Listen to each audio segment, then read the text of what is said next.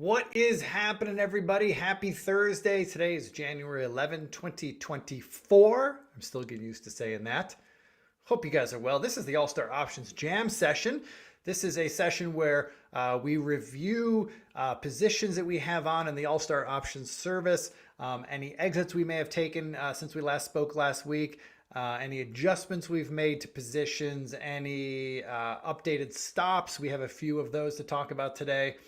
And we do a quick little review of new trades we've put on since we last spoke.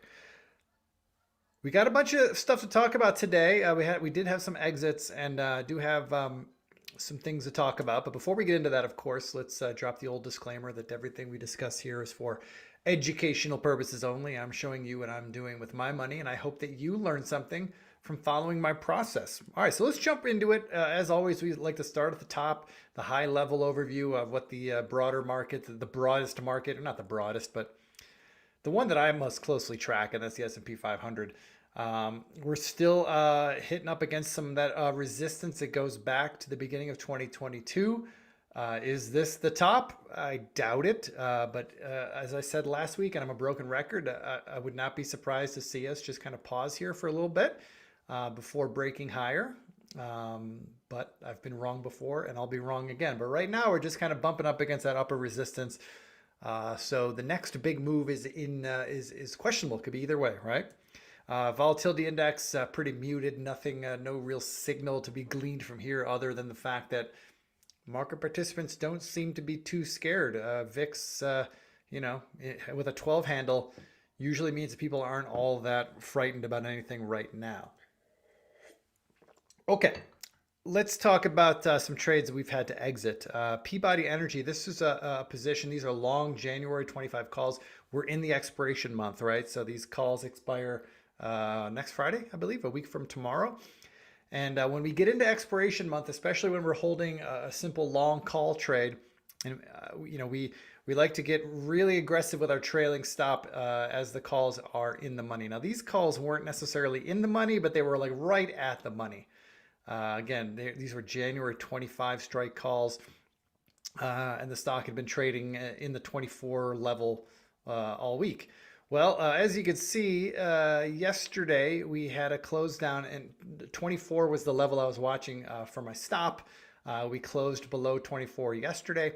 I exited today. I only got like 15 cents for the calls.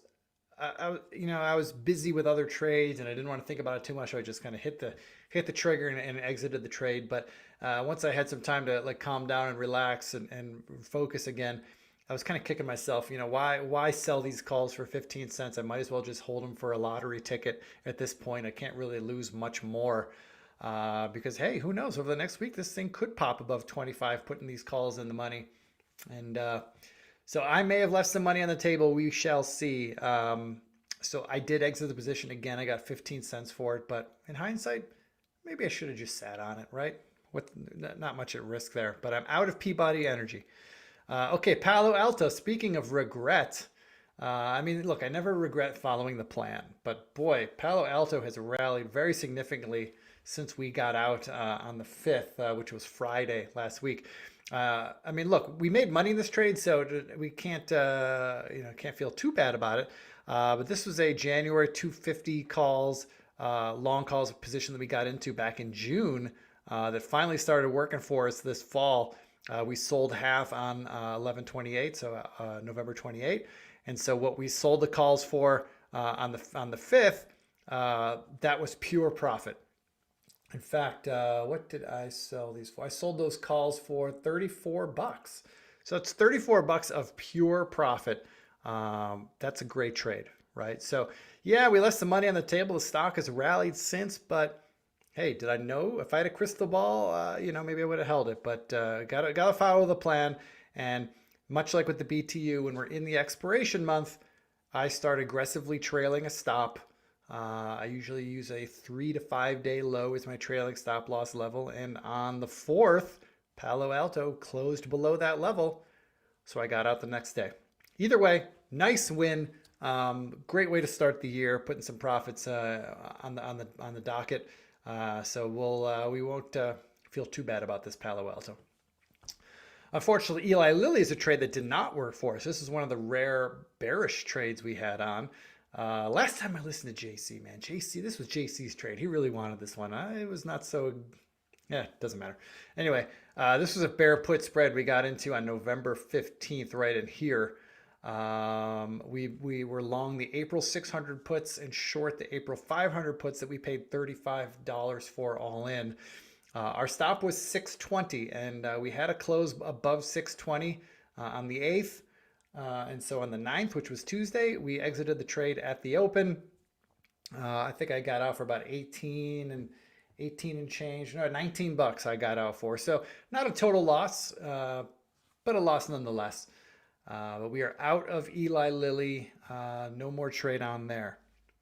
Okay, now these next two charts here, we have a little bit of a, oh no, yeah, we have a little bit of a typo here. I apologize. We did not exit Lululemon, but we are on notice. Lululemon is below our stop loss today.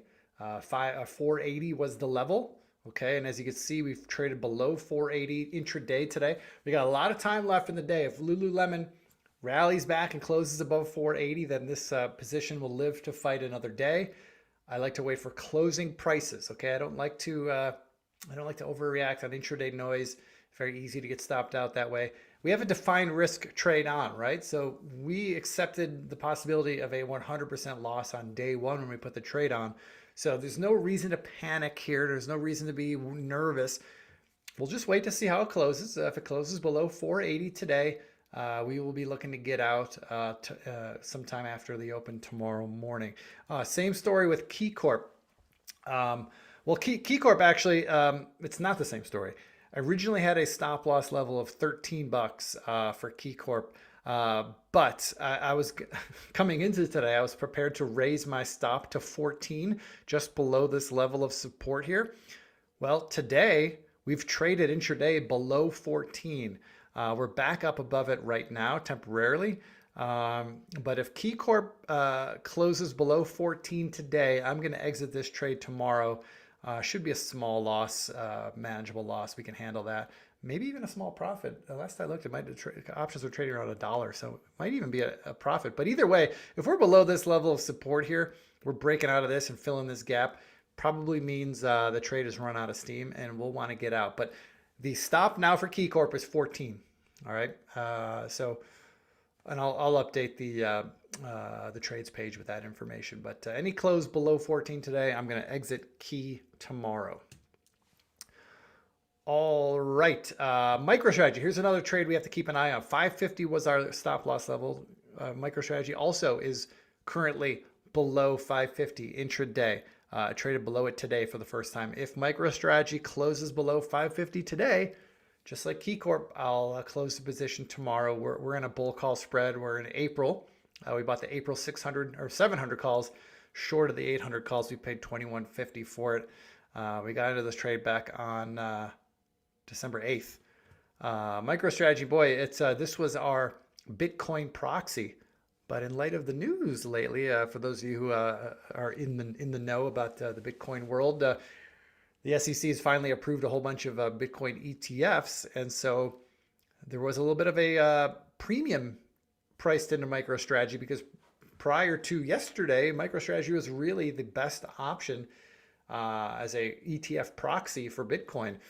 So now it looks like traders may have other options, no pun intended. And so MicroStrategy might become less favored. Who knows? That's more of a fundamental story. What we really care about is where the price is, and price is telling us that we're wrong currently. So any close below 550 in MicroStrategy, we are out. Okay, got all that out of the way. Now let's talk about some updated stuff. Now Uber is an interesting situation here, guys. So let's take a moment here to talk about this. We got into Uber back on November 8th. All right. And we bought the March 60 calls. We paid $1.55. You may remember I wrote a post about how this is a hard trade. And at that time, the hard trades were working. And boy, did this one really work for us. Now, here's the thing. When I put this trade on back on November 8th, when I say we, I mean the analysts here at All Star Charts, had an upside price target of 64. And so for me, the trade that I laid out in the blog post was, hey, if we get to 64, if we break 64, I'm going to sell a portion of my position, really just to take back my original investment and hold the rest for however long it can go, right? That was the original plan. I'm pivoting now a little bit because the team on December 15th has updated new guidance, new guidance from the All-Star Charts technical analyst team. They now have a new price target for Uber that's up at 91, and they want to be long Uber if we're above 64. So remember, before 64 was my price target. Well, now they're saying if we recapture 64, if we get above 64, there's a good possibility we got a big air pocket going higher up to 91. So that being said, I am not going to take profits or at least trim my position at 64. Instead, what I'm going to do now is I'm going to be more aggressive with my stop loss. You can see this 57.50 right here on my chart, which corresponds with the low of last week, intraday, or sometime last week. I'm going to move my trailing stop to right there. All right. If we break below 57.50, I am out of Uber. If we break above 64, I'm holding on to the whole position. All right. I'm going to hold on up until 91. At that point, that's when I'll trim some profits, or take some contracts off, and we'll update you along the way down the road if and when that happens. But for now, we are no longer taking profits at 64. We are trailing a stop now, or we're initiating a new stop at 57.50. Let's see what this thing's got. This chart is showing there's a lot to love about this stock right now. I think it could be one of the really big leaders, especially if the bull market, the broader bull market continues. I think Uber is going to be one of those leaders. So fingers crossed. Let's see how we go. But hey, at least right now we're riding some nice profits. Okay, Republic Services. This is a long call position, April calls. We bought the 165 calls back on November 13th. You can see right in here. Stock is going our way. It's trending the way we want it to. It's kind of consolidating a little bit, but that's okay. But we're going to move our stop up to 160 going forward.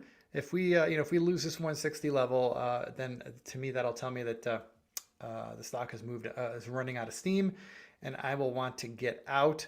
So 160 is the new stop loss level in RSG. And in Southern Copper, we're raising our stop to 81, which is kind of just below last week's intraday low. We're long the June 100 calls. We paid $224. We are playing for a $100 roll. We think it can get there, but if it breaks 81, then we're early or late, or early or wrong. Either way, I don't want to stick around to find out. And by the way, I should mention with the Southern Copper and the Republic Services, and even with Uber, people who've been with me for a long time, who've been watching these videos, who've been a part of the All-Star Option Service for a long time, might notice that I'm getting a little bit more aggressive with my stops. All right. One of the things that I'm working on for me personally in 2024, one of the things that I've identified in my trading that I could be better at is I want to get out of losing trades quicker. I take very good care to size my positions in such a way that when I put the trade on, the day I put it on, the most I could lose is a dollar amount that I'm comfortable with the size of my account. So right up front, it's okay. If I take that 100% loss or whatever, it's fine. However, I have found that over the years that my biggest winners, the trades that really make my year, right? When I look back over the past year, the trades that made my year, where all my profits really can be attributed to, those trades more or less worked right from the beginning. Never took much heat. They just went my way. And like right now, I mean, Uber is one of those. I mean, it potentially could be one of those, right? This trade we got in on 1.8 or 11.8, this thing we were never in the red in this trade, right? It just worked right away. These types of trades are where all my biggest winners come from, with very few exceptions, all right?